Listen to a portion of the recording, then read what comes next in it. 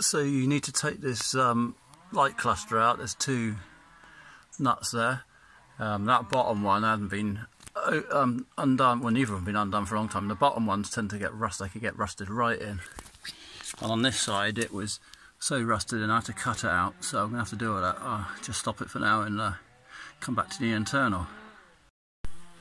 Right, so inside we've got, you take the light cluster out, and that one over there is just a stop light, the fog light, rear fog light, and this is just, you have to twist it. So you just twist that and it pulls out. It's a bit stiff, this one. And there's your bulb. So you just twist your bulb and you replace it and then put it all back together.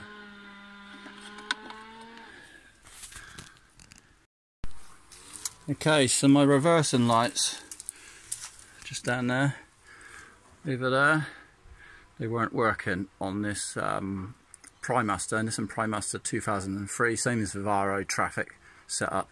That side's got a fog light on it, which was working fine, but the two reversing lights weren't working. So I checked bulbs and I changed the bulbs, still not working. So check fuse. If you don't know what a fuse is, on here, just behind it, you just pull this out and it comes out, and then you've got your fuses, fuse box, and it's that top middle one, 15 amp, that's upside down, look. That's the one, top middle for your reversing lights. It doesn't make it obvious on the back of this panel. All it says is windscreen wipers, but actually it's reversing, it's the reversing lights. So that hadn't blown.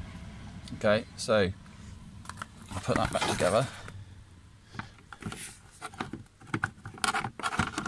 One-handed. See if we can do it one-handed. So I need to check the switch, and the reversing switch is, I don't know if you can see, there. See that green thing? That's the top of it. So it's just under those pipes. You don't need to take those pipes off. So I assumed there was a problem with the reversing switch. So I've already replaced it. This is a reversing switch. Literally it's just got two connections, like a switch, and when you engage reverse it pushes that up and it makes the line live.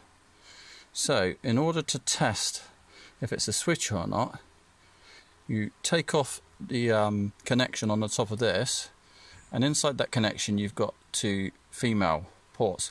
You just bridge those two with anything. I use just a little bit of copper wire.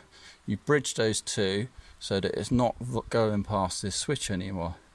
And as soon as you bridge those two, you're making the van think it's going in reverse without actually having to engage reverse. So then all you need to do is go into the, turn the key, the ignition on the key. Don't have to start the engine up. Just turn on the ignition, go around to the back, and if your lights are lit up, then you know the switch is dodgy. Okay, so I knew my switch was dodgy, so I swapped my switch over. Takes about 10 minutes. You need a 24mm socket, long socket with an extension so that you can reach down so it fits right over the top of that. So sort of like a deep 24 socket. It's really easy to get out and replace. I bought mine for about £8 something. You can pay £18 or something. So I replaced that. I did have a second fault. I had a slight wiring issue in the back as well, but that was easy to fix, and now it's all working. Hope you are helped by this video.